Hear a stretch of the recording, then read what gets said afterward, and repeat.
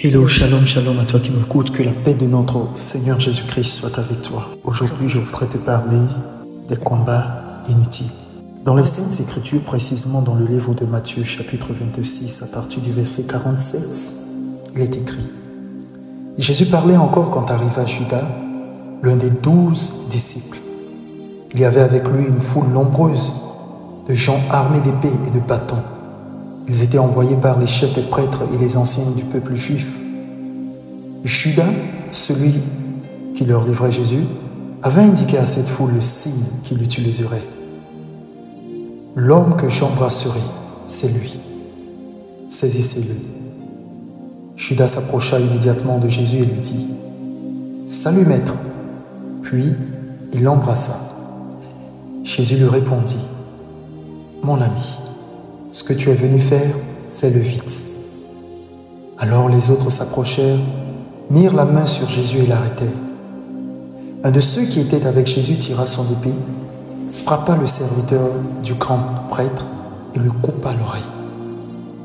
Jésus lui dit alors: Remets ton épée à sa place, car tous ceux qui prennent l'épée périront par l'épée. Ne sais-tu pas que je pourrais appeler mon Père à l'aide et qu'aussitôt il m'enverrait plus de 12 armées d'anges? Mais en ce cas, comment se réaliseraient les Écritures?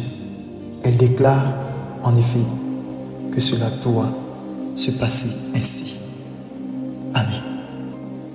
Jésus était en face d'une situation, il s'agissait bien sûr de son arrestation. Mais face à cette arrestation, il a jugé inutile de se défendre, quand bien même il avait le pouvoir, il avait cette capacité de le faire. Voici ce qu'il est dit dans le livre de Deutéronome au chapitre 2, à partir du verset 2.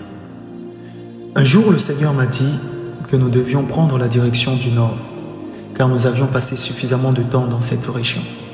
Il m'a demandé de vous donner les instructions suivantes. Vous allez traverser la région de Séhir, où demeurent vos voisins, les descendants d'Ésaü. Ils auront peur de vous. Pourtant, gardez-vous de les attaquer, car je ne vous attribuerai rien dans leur territoire, pas même un endroit pour y poser le pied. En effet, c'est aux descendants d'Ésaü que j'ai donné en partage la région montagneuse de Séhir. Vous leur payerez en argent la nourriture et même l'eau dont vous aurez besoin.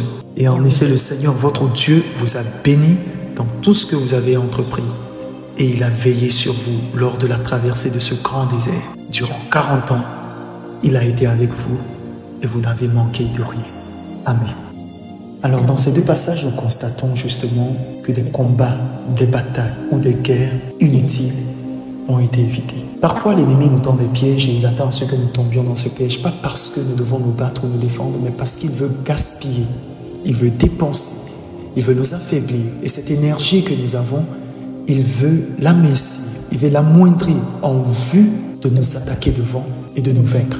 Mais cela n'arrivera pas au nom de Jésus-Christ. C'est à cet effet, c'est dans ce but, c'est dans cette circonstance que tu devrais très bien réfléchir avant de t'engager dans des combats et des batailles inutiles. En fait, il y a des querelles qui n'en valent pas la peine. Il y a des défis qui n'en vaut pas la peine de relever. Parce qu'en vérité, les personnes qui sont en face de toi et qui attendent de toi que tu répondes ne veulent pas simplement que tu répondes, mais attendent de détourner ton attention sur l'objectif premier, sur le but ultime. Vigilance oblige, sagesse impose, réaction, nous n'en avons pas besoin.